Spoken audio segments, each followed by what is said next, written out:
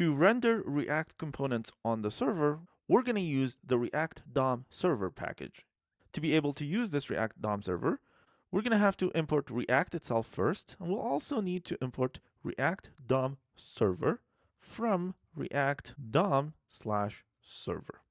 And we also need our own React application. So we're going to import app from /source components app.js. This is the top level of our React application. And then in here, we can use ReactDOMServer.render to string and give it our own component, just like that. This would read the React code and renders everything to string. So let's go back and take a look at our React component. And you'll remember that our React component depends on the state to load the data. So there is no way for me to pass the data in here to the React component to pre-render the component with data. So that's not going to work. The code of this component right now is not very friendly for server render. And what we need to do, we want to make this component able to render the contests using initial data here. So let's go with initial contests. And by default, we can pass this as an empty array here. And then in the app component, instead of hard coding this, we can start this using this .props.initialContests. This way, the React application on the front end will continue to work exactly as it was, an empty array, and then it loads through the state. However, if another code that's rendering the same component actually specify an initial contests values, then the application will render with initial data. So the initial contests here is something that we want to read from the response. So it's response.data.contests, just like that. Let me put that in multiple lines. So ReactDOMServer render to string, the app component initialized with actual data. Cool. So this is the exact string that I want to feed to the EJS template. However, this string is inside a promise. This whole call returns a promise.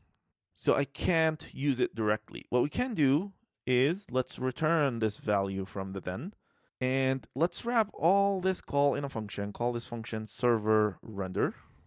This is a function that basically returns a promise, just like that.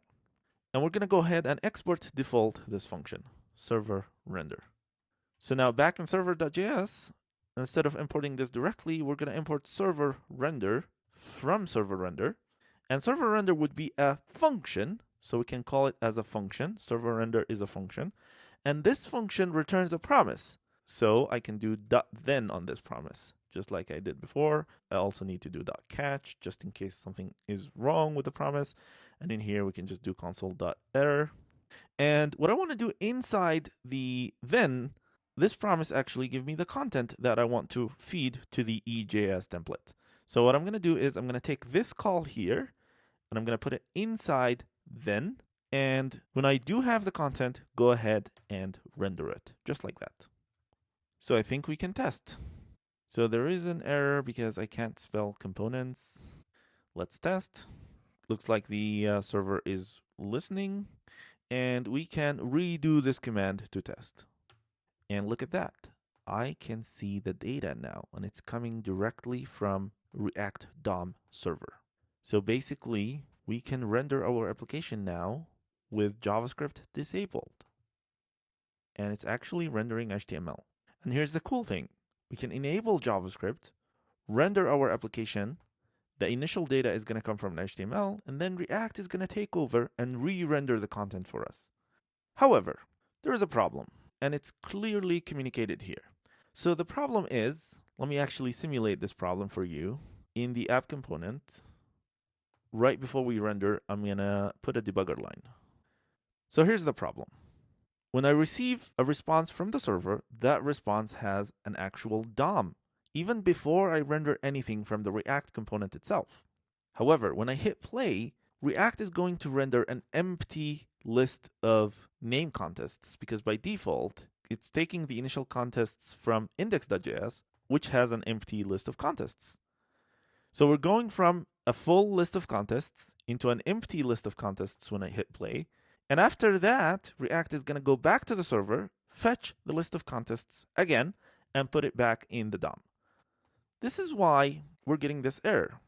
as you can see in this second render call, after we fetched the data, React actually wiped the naming contests clean. So now I have an empty list of contests rendered in the page, and we went back to the server to read the data, and now we're going to re-render the data.